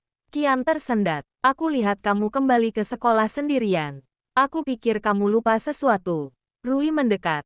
Tampak benar-benar tidak tahu apapun. Qian menatap sekeliling ruangan. Mustahil seseorang bisa hilang begitu cepat tanpa suara. Tidak ada jendela besar, tidak ada pintu lain, tapi bayangan itu benar-benar menghilang. Rui menatap Qian sedikit khawatir. Kamu oke? Wajahmu pucat sekali. Qian ingin menjelaskan, tapi suaranya hilang. Ia hanya menunjuk ke rak tempat siluet itu berdiri. Rui mengikuti arah telunjuknya. Rak dokumen kelas lama. Kenapa? Qian menggeleng. Tidak, mungkin aku salah lihat. Rui menghela napas lega. Ayo, aku antar pulang. Jangan sendirian di sekolah malam-malam begini. Saat mereka berjalan keluar, Qian menoleh sekali lagi ke ruang arsip. Tidak ada bayangan, tidak ada penjelasan. Namun tepat saat ia hendak menutup pintu, sesuatu di lantai menarik perhatian Qian. Sebuah kertas kecil, terselip di antara dua rak. Seperti jatuh baru saja, Qian cepat-cepat mengambilnya tanpa membuat Rui curiga. Kertas itu terlipat dua, tulisan tangan yang sama, tinta hitam yang sama. Yang hilang sedang menunggu ditemukan. Lihatlah 7 tahun ke belakang. Qian mengerjap. 7 tahun. Itu saat ia masih kelas 3 SD. Umur ketika ia mengalami kecelakaan yang samar-samar ia dengar dari keluarganya. Kecelakaan yang membuat sebagian ingatannya hilang. Tulang belakang Qian terasa dingin. Rui memanggil dari ujung lorong. Qian, ayo. Qian memasukkan kertas itu ke saku dan mengikuti Rui. Namun sebelum pergi, ia sempat melihat satu hal terakhir. Di kaca jendela lorong lantai 2, yang memantulkan cahaya lampu, terlihat bayangan seseorang berdiri di atap gedung, mengawasi. Diam, tak bergerak, seolah memastikan Qian membaca pesan yang ia tinggalkan. Dan di pergelangan tangan bayangan itu, ada garis merah tipis, seperti bekas tali yang dipakai terlalu lama. Qian tercekik oleh napasnya sendiri. Apakah itu? Tidak, tidak mungkin. Atau justru, semakin Qian dekat dengan kebenaran, semakin jelas bahwa seseorang telah menunggu bertahun-tahun bagi Qian untuk mengingatnya. Bab 16. Dokumen yang tidak pernah dicatat. Keesokan paginya, suasana kelas terasa janggal bagi Qian. Setelah kejadian di ruang arsip tadi malam, ia hampir tidak tidur. Setiap kali memejamkan mata, bayangan seseorang di atap sekolah itu kembali muncul. Siapapun dia bukan hanya mengawasi Qian. Dia tahu apa yang Qian lupakan 7 tahun lalu. Saat pelajaran usai, wali kelas, Guru Meng, tiba-tiba memanggil Qian. Lin Qian, ikut saya ke ruang guru sebentar. Anak-anak lain melirik penasaran. Rui sempat berdiri hendak ikut. Tapi Guru Meng berkata, tidak, hanya Qian. Qian mengangguk kecil. Sedikit tegang. Di ruang guru, Guru Meng membongkar sebuah map coklat yang tampak sangat tua dari laci meja. Aku dapat pemberitahuan dari pihak administrasi. Ada beberapa dokumen lama atas namamu yang baru ditemukan kemarin di arsip sekolah. Ia mengerutkan dahi. Aneh, seharusnya data siswa tidak boleh tercecer. Qian menegang. Dokumen ditemukan kemarin. Padahal tadi malam ada seseorang di ruang arsip. Guru Meng menyerahkan map itu pada Qian. Bawa pulang dan cek isinya. Pastikan tidak ada kesalahan data. Qian menerima map itu, ringan, tapi terasa berat secara emosional. Saat ia melangkah keluar ruang guru, Yulan berdiri di dekat pintu dispenser air, seolah sengaja menunggu. Mata Yulan langsung tertuju pada map coklat di tangan Qian. Dokumen apa itu? Tanyanya cepat. Suaranya terdengar terlalu fokus. Qian menjawab hati-hati. Entahlah, Guru Meng menemukannya di arsip. Yulan menatap map itu lama. Kau akan membuka isinya. Ya, Qian menelan ludah. Memangnya kenapa? Yulan menggigit bibir. Matanya sedikit gelisah. Seolah ia ingin merebut map itu. Tapi menahan diri. Kalau ada sesuatu yang terasa tidak masuk akal, jangan percaya begitu cepat, ucap Yulan pelan. Kenapa? Qian bertanya. Kau tahu sesuatu? Yulan tidak menjawab. Ia hanya berkata, beberapa hal disembunyikan bukan karena salah, tapi karena terlalu menyakitkan untuk diingat.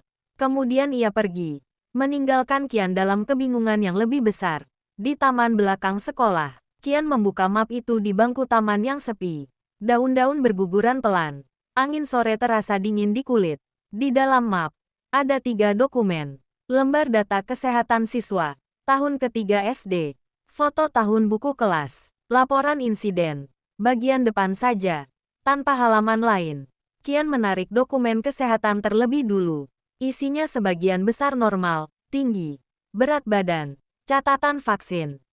Namun ada satu baris yang membuat Qian terdiam. Cedera ringan pada lengan kanan akibat pecahan kaca. Perlu observasi lanjutan. Qian menatap lengan kanannya. Ada bekas luka tipis yang ia pikir berasal dari terjatuh waktu kecil. Tapi, pecahan kaca. Ia membuka dokumen kedua. Foto tahun buku.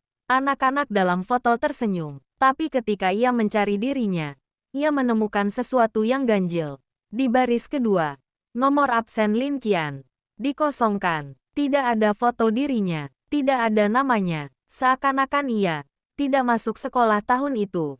Qian mengernyit. Apa maksudnya? Ia membuka dokumen ketiga, laporan insiden. Hanya bagian depan, hanya judul dan beberapa kalimat. Laporan insiden, kelas 3 SD. Waktu kejadian, pukul 18.40. Lokasi, gudang belakang sekolah lama. Korban, saksi, keterangan awal. Anak ditemukan mengalami syok ringan. Nama korban, saksi, semuanya dihapus. Seolah sengaja ditutup. Tapi ada satu hal yang membuat Qian membeku. Di pojok bawah kertas, ada tanda kecil yang tampak seperti bekas robekan. Seperti seseorang mencabut lembaran berikutnya, yang seharusnya berisi detail lengkap kejadian. Qian meremas map itu. 7 tahun lalu, gudang belakang sekolah lama, luka kaca. Foto absen yang kosong, dan mimpi api yang ia lihat beberapa malam lalu. Tiba-tiba, dari balik pohon besar di belakangnya, terdengar suara ranting patah. Qian menoleh cepat. Ada seseorang berdiri di balik bayangan pohon. Tidak terlihat wajahnya, tapi tubuhnya tegap. Gerakannya pelan. Orang itu sedikit memiringkan kepala, seolah mengamati Qian. Qian berdiri perlahan, map di tangan. Siapa? Figur itu tidak menjawab, hanya mengangkat tangan kirinya sedikit. Di pergelangan tangan, Qian melihat sesuatu yang tidak mungkin salah. Garis merah tipis, bekas gelang yang sama seperti anak laki-laki di masa kecil. Jantung Qian langsung melonjak. Rui, kata itu lolos begitu saja, antara tidak percaya dan takut. Tapi saat ia melangkah mendekat, suara familiar terdengar dari arah kanan. Qian, Rui muncul sambil berlari kecil. Memegang bukunya, Qian menoleh dengan cepat ke arah suara Rui. Dan saat ia kembali melihat ke pohon, figur itu telah menghilang, seolah tak pernah ada. Rui menghampiri, kehabisan napas. Kau, kenapa kelihatan syok begitu? Qian tidak menjawab, ia menatap pohon itu. Jantungnya berdebar keras. Rui menatap map coklat di tangan Qian. Itu dari ruang arsip. Ya, tanya Rui dengan nada khawatir. Qian hanya bisa mengangguk pelan. Karena satu hal kini pasti. Jika Rui ada di sini, maka orang yang tadi berdiri di balik pohon bukan Rui, tetapi ia memakai bekas gelang yang sama. Dan ia ingin Qian menemukan sesuatu 7 tahun lalu. Bab 17. Jejak yang tersisa di gudang lama. Setelah kejadian di taman belakang, Qian kehilangan fokus sepanjang hari. Pikirannya terpecah dua. Pertama, dokumen tahun SD yang aneh dan tidak lengkap. Kedua, figur misterius dengan bekas gelang merah yang bukan Rui. Siapapun dia, ia mengikuti Qian, dan tahu masa lalu Qian lebih baik dari dirinya sendiri. Di kelas, saat istirahat, Rui duduk di sebelah Qian, memperhatikan wajah Qian yang pucat. Kau kelihatannya makin tidak baik, katanya pelan. Kalau ada sesuatu, kau bisa cerita. Qian menatap tangan Rui secara halus. Tidak ada bekas apapun di pergelangan tangannya. Rui, Qian bertanya hati-hati. Waktu kecil, kau pernah cedera di tangan kiri. Rui mengernyit. Tangan kiri, enggak pernah kayaknya. Kenapa? Qian menahan napas. Jadi benar, bekas gelang merah itu bukan milik Rui. Sebelum ia sempat berkata apapun, Yulan masuk ke kelas dengan terburu-buru. Pandangannya langsung menemukan Qian. Lin Qian, kita bisa bicara sebentar. Nada suaranya tajam, tapi matanya terlihat takut. Rui menegang. Yulan, kamu tidak perlu. Ini penting. Potong Yulan. Qian berdiri, mengikuti Yulan keluar kelas. Ia bisa merasakan Rui memperhatikan mereka dengan gelisah. Di belakang gedung A, Yulan menatap Qian dengan cemas yang tak biasa. Kau membuka dokumen itu, kan? Qian mengangguk. Apa kau tahu sesuatu tentangnya? Yulan menggigit bibirnya, seperti berjuang antara ingin jujur atau ingin melindungi seseorang. Aku hanya tahu, ada kejadian besar 7 tahun lalu. Di gudang belakang sekolah lama. Gudang lama, Qian teringat laporan insiden. Yulan menatap Qian tepat di mata. Qian, ada seseorang yang dulu sangat dekat denganmu. Lebih dekat daripada siapapun. Dek, siapa? Tanya Qian cepat. Yulan menggeleng. Tidak bisa aku bilang. Tapi dia, bukan Rui. Qian terdiam. Dia menghilang setelah kejadian itu. Dan sejak itu, semua orang berhenti membicarakannya. Qian merasakan hawa dingin merayap di punggungnya. Bagaimana aku bisa tidak mengingat orang seperti itu? Yulan menunduk. Karena mungkin kau memang tidak boleh mengingatnya. Kata siapa? Yulan terdiam lama sebelum menjawab. Orang yang menyelamatkanmu. Sore hari. Gudang lama. Dorongan misterius membuat Qian mendatangi lokasi yang disebut Yulan. Gudang lama berada di belakang lapangan tua. Sebagian bangunannya sudah retak. Angin berembus membawa bau debu dan kayu lapuk. Qian berdiri di depan pintu yang ditutupi papan. Ia meraih salah satu papan. Sudah longgar, dan menariknya sedikit. Krek, di dalam ruangan gelap. Sinar matahari menyelinap dari celah atap. Qian masuk perlahan. Udara dingin, sunyi. Namun, saat langkah Qian menyentuh lantai kayu. Tok, asteris. Sesuatu terinjak. Qian menunduk. Itu potongan tali merah yang sangat tua. Sudah kusam dan rontok. Qian mengambilnya dengan hati-hati. Bekas gelang merah itu. Hawa ruangan mendadak terasa lebih berat. Seolah masa lalu yang tertidur di sini mulai bangun. Di sudut ruangan, Qian melihat sebuah coretan di dinding. Ia mendekat dengan jantung berdebar. Coretan itu samar, seperti tulisan pensil yang sudah memudar oleh waktu. Namun Qian bisa membacanya. Kita tidak boleh berpisah. Aku jaga kamu. Z. Qian mematung. Z. Siapa? Nama yang bahkan tidak terdengar seperti seseorang di sekolah sekarang. Tidak ada teman sekelas bernama Z. Tidak ada alumni baru dengan huruf awal Z. Tapi saat ia menyentuh tulisan itu, wuus, sebuah bayangan bergerak sangat cepat di luar jendela pecah gudang. Qian terkejut dan berlari keluar. Ia melihat sosok seseorang di kejauhan, di antara pepohonan kecil dekat lapangan.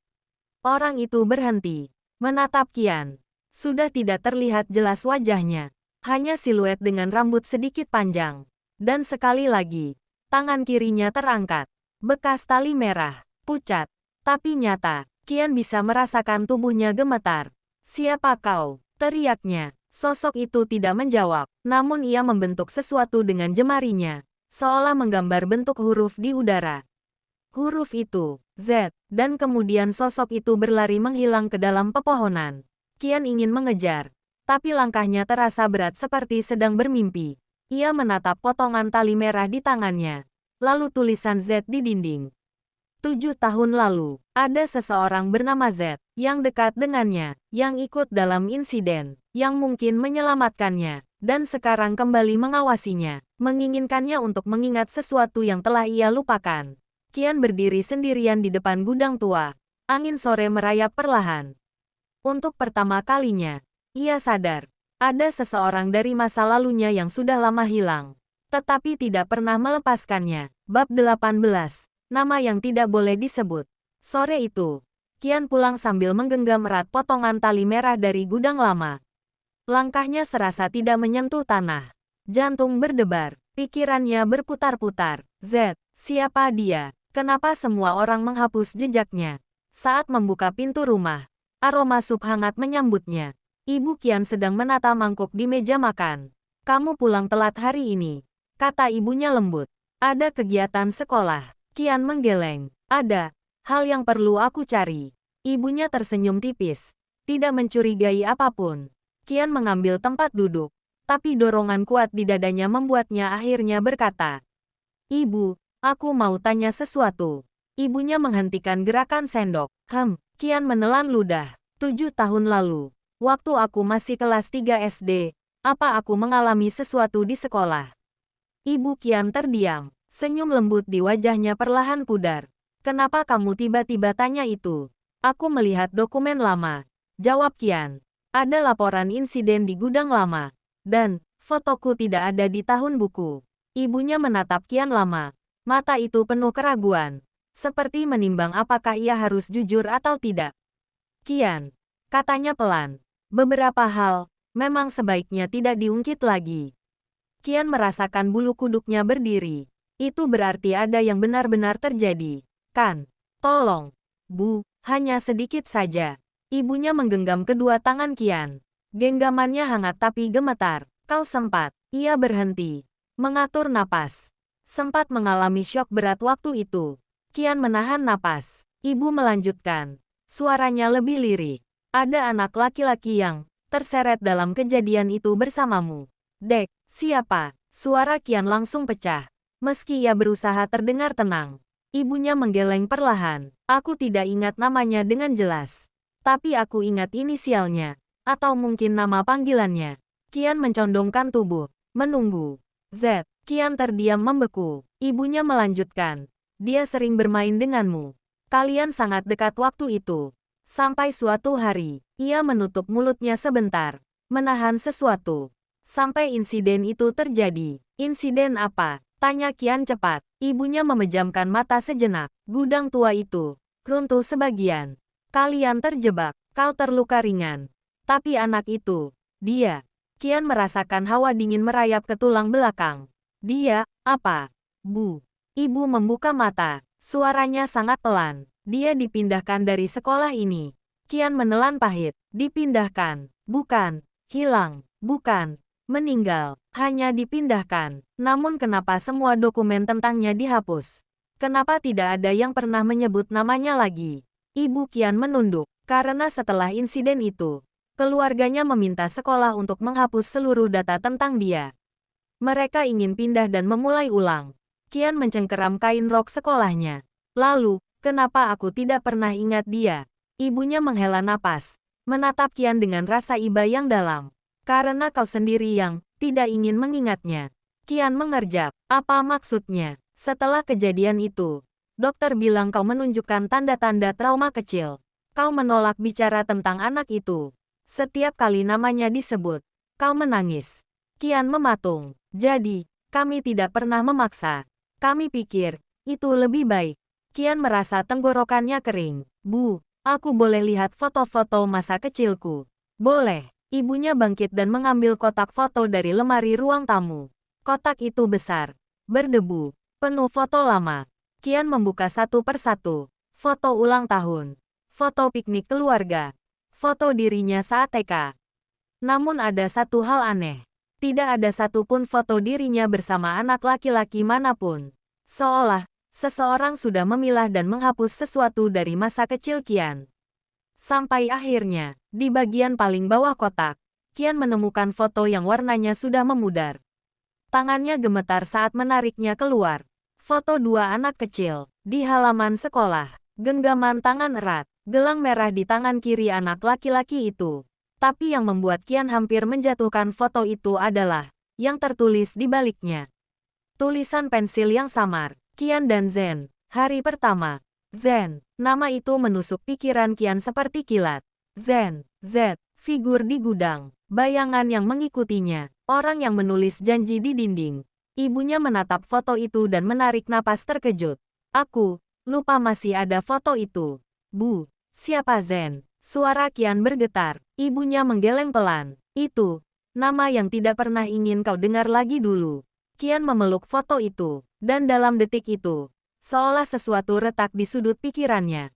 Sebuah fragmen memori kecil kembali. Samar, tapi nyata. Tawa seorang anak lelaki. Suara langkah kecil di lorong kelas. Gelang merah. Dan kalimat, aku janji. Aku jaga kamu. Saat Qian kembali ke kamarnya malam itu, ia melihat sesuatu di mejanya. Amplop putih. Tidak ada suara pintu terbuka. Tidak ada siapapun di rumah selain dirinya dan ibu. Tetapi amplop itu ada di sana. Tangan Qian gemetar saat membukanya. Satu kalimat saja. Dengan tulisan tangan yang sama seperti sebelumnya. Kau akhirnya mengingat namaku. Qian menelan ludah dengan susah payah. Di bawah tulisan itu, ada coretan kecil berbentuk hati yang disilang. Bukan simbol cinta, tapi simbol janji yang belum ditepati. Dan di sudut kanan bawah kertas, inisial itu lagi, Z. Bab 19 Kebenaran yang tersingkap. Senja turun perlahan, mewarnai langit desa dengan semburat jingga keemasan. Lian Zhou berdiri di depan ruang penyimpanan catatan tua milik klan Lin. Napasnya berat. Lia, yang berdiri di sampingnya, menggenggam gulungan naskah yang baru mereka temukan di reruntuhan hutan angin. Di dalamnya terdapat simbol yang sama dengan yang pernah muncul di lengan Lian Zhou ketika ia menggunakan kekuatannya, simbol garis penjaga. Kalau benar ini tentang keluargamu, berarti semua yang terjadi bukan kebetulan. Gumam Lia pelan. Lian Zhou menatapnya, matanya penuh keraguan. Aku tidak yakin siap mendengarnya. Lebih baik tahu daripada terus dihantui. Jawab Lia tegas. Mereka melangkah masuk. Ruangan itu dipenuhi debu, rak-rak kayu tua, dan gulungan catatan kuno. Setelah menyalakan lentera, mereka duduk bersila. Lian Zhou membuka naskah yang Lia bawa, dan lembaran pertama langsung membuatnya menegang. Catatan pewaris garis pertama. Selama ini ia hanya mendengar legenda tentang garis keturunan penjaga dunia roh, tetapi ia selalu mengira itu hanya mitos. Lian Zhou mulai membaca keras-keras. Pewaris garis pertama memiliki kemampuan menembus dua dunia. Mereka akan muncul ketika keseimbangan retak. Napasnya tercekat. Lia memegang lengannya. Tidak sebagai sentuhan romantis, tetapi sebagai dorongan agar ia tetap kuat. Ini tentang diriku. Lian Zhou berbisik. Lia menelan ludah sebelum berkata, ya, kekuatanmu muncul sejak kecil, dan serangan para roh liar beberapa bulan lalu. Semuanya menunjuk ke arah yang sama. Lian Zhou menunduk, memijit pelipis. Dunia yang ia kenal terasa runtuh. Namun halaman berikutnya membuat semuanya menjadi jauh lebih rumit. Di situ tertulis, pewaris garis pertama tidak akan bertahan jika garis kedua tidak terbangun. Jika garis kedua hilang, pewaris pertama akan melemah dan jatuh pada kegelapan roh. Mata mereka bertemu. Lia tersentak. Garis kedua. Lian Zhou menatapnya lama, lalu berkata, mungkin kita harus mencari siapa pewaris itu. Jika tidak, kekuatanku akan menjadi ancaman, bukan pertolongan. Namun sebelum mereka bisa melanjutkan membaca, suara gemuruh terdengar dari luar. Tanah bergetar, lentera di ruangan itu berkedip-kedip. Apa itu? Lia berdiri sigap. Lian Zhou memejamkan mata sejenak, merasakan energi berputar di udara. Aura gelap memancar dari arah hutan, lebih kuat dari apapun yang pernah ia rasakan sebelumnya. Itu bukan roh biasa, katanya. Seseorang membangunkan sesuatu yang seharusnya tidak dibangunkan. Lia meraih tongkat kayunya. Kita harus memeriksa. Lian Zhou berdiri. Tetapi sebelum pergi, ia mengambil lembar terakhir naskah. Di halaman itu hanya ada satu kalimat besar, ditulis dengan tinta merah. Jika garis pertama dan kedua tidak bersatu, dunia akan pecah menjadi dua. Keduanya saling memandang. Tanpa kata, mereka berlari keluar menuju hutan, menyadari bahwa babak baru yang jauh lebih berbahaya sedang menunggu. Dan untuk pertama kalinya, Lian Zhou merasa takut bukan hanya pada apa yang akan ia lawan, tetapi pada apa yang mungkin ia temukan. Bab 22 garis. 1 takdir. Hutan angin berubah menjadi lautan kabut hitam. Pepohonan seolah berbisik, dan tanah bergetar setiap kali aura gelap memancar dari pusat hutan. Lia dan Lian Zhou berhenti di depan sebuah bukit kecil yang dipenuhi akar-akar besar. Di dalamnya, tertutup segel kuno, berdiri sebuah altar batu. Kabut itu berdenyut, seolah makhluk yang lama tertidur kini sedang bangkit. Lia menelan ludah. Ini bukan roh biasa. Ini segel leluhur. Lian Zhou menatap simbol di altar itu. Simbol yang sama seperti yang muncul di lengannya. Tetapi dengan pola berbeda. Lebih rumit, lebih halus. Mendadak segel itu bersinar. Dan suara berat menggema dari dalam tanah. Pewaris garis kedua telah kembali.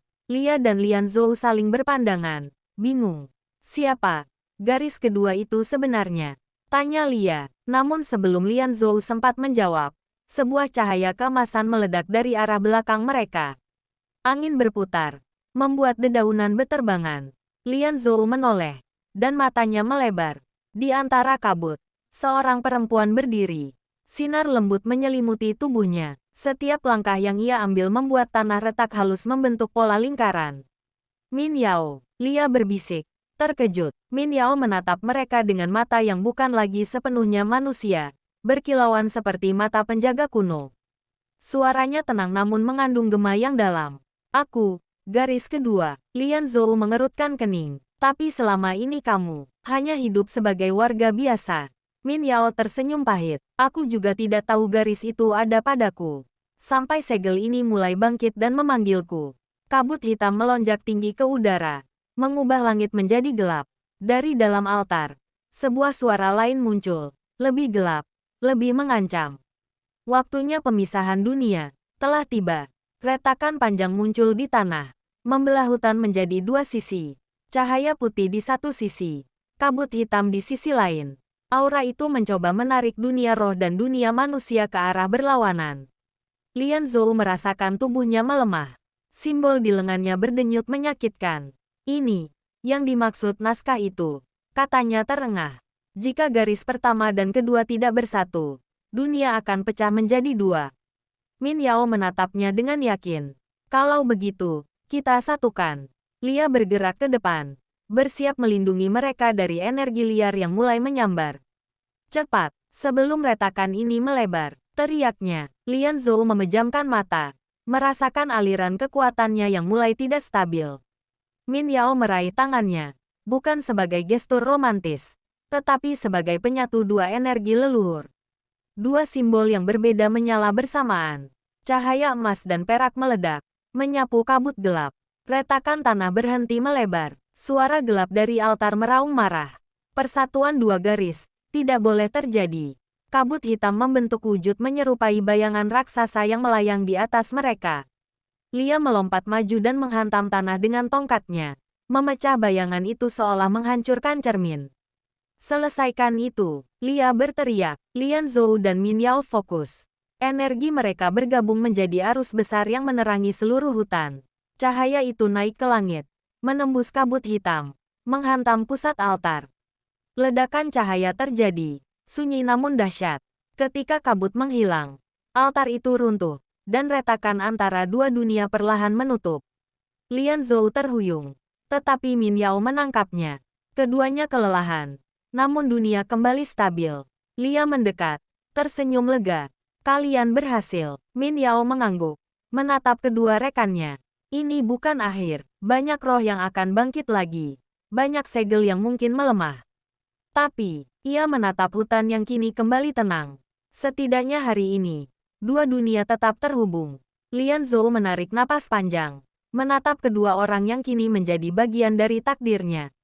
Kalau begitu, kita jaga dunia ini bersama-sama. Dan di tengah hutan yang mulai diterangi cahaya fajar, tiga penjaga baru berdiri, bukan karena dipilih, tetapi karena saling memilih untuk bertahan. Akhir arc pertama.